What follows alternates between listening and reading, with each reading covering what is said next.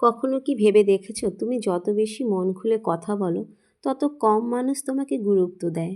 লোকনিন্দা করা থেকে বিরত থাকুন, কারণ যারা অন্যের নিন্দা করে তাদেরকে কেউ ভালো চোখে দেখে না এবং তাদের সঙ্গে কেউ মিশতেও চায় না। ঠিক আছে, এবার থেকে তাই করব, লোকনিন্দা আর করবো না। খারাপ ভাষায় কথা বলা, খারাপ ভাষা প্রয়োগ করবে না, কথায় কথায় গালাগালি দেওয়া উচিত নয়। কথায় কথায় তো গালাগালি দেই না, ঠিক আছে এবার থেকে দেবো না। অতিরিক্ত আবেগপ্রবণ মানুষকেও কেউ সম্মান করে না সস্তাভাবে। ঠিক আছে, এবার থেকে তাই করতে হবে। বেশি কথায় কথায় তো কান্নাকাটি করা যাবে না। ঠিক বলেছে একদম। যাত্রার সঙ্গে মেলামেশা করা যাবে না। যাত্রার সঙ্গে মেলামেশা করা যাবে না। কথায় আছে সৎ সঙ্গে স্বর্গবাস, অসৎ সঙ্গে সর্বনাশ। আচ্ছা ঠিক আছে, কথায় তো এটাও শুনেছিলাম যে উত্তম নিশ্চিন্তে অধর্মের সঙ্গে চলতে পারে। কোনটা ঠিক বলুন তো? আচ্ছা ঠিক আছে। গায়ে পড়ে কাউকে সাহায্য করা যাবে না, কারণ কেউ আমার কাছে যদি সাহায্য চায় তবেই তাকে সাহায্য করতে হবে। ঠিক আছে, গায়ে পড়ার কারো সাহায্য ফাহায্য করতে যাব না, করতে গেলেই ব্যাস বেশি ভালো করতে গেলেই তো বেশি খারাপটা আমার পিঠের মধ্যেই পড়বে, দরকার নেই বাবা। ঠিকই বলেছে, এখানে যা লোক তোমাকে কিছু বলার আগে 10 বার ভাবে। 10 বার কেন, দূর লোক তো এখানে একবারও কিছু ভাববে না বলার আগে। গুড ইভিনিং বন্ধুরা, কেমন আছেন সবাই? আশা করি সবাই খুব ভালো আছেন। সবাইকে জানাই আমার অনেক ভালোবাসা।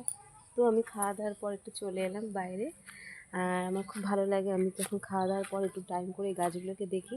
দেখো এটা আমার সুপুরি গাছ, জানি সবাই চেনো। আর এই গাছগুলো দেখো সব পড়ে গেছে। চলে এসছি আমি আমার এই আম বাগানটায়, আর এখন গাছটা চলছে। আর তোমাদের তো দেখালাম যে এই গাছগুলো কেটে ফেলতে হবে, কারণ এগুলো ফুল হয়ে গেছে একবার। আর আর দেখো এই যে আমি বানাচ্ছি যে এই উনুনটা, আগের বছর অনেক উনুন ছিল, তো এটা আমি ওই যে শিক কাবাব যে করে ওটার জন্য আমি এই উনুনটা বানাচ্ছি। আর এই দেখো, এই একটা আমার উনুন বানিয়েছিলাম আগের বছর, তো এই উনুনটা আমি আর মানে করতে পারিনি, ফিনিশিং করতে পারিনি।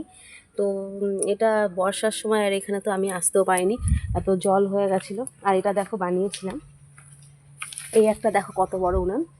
তো এই উনুনটা আমি ভেঙে ফেলেছি সেদিন, আর কি করব, এতটা ভেঙে গেছে, এই উনুনটা অনেক বড় হয়ে গেছে।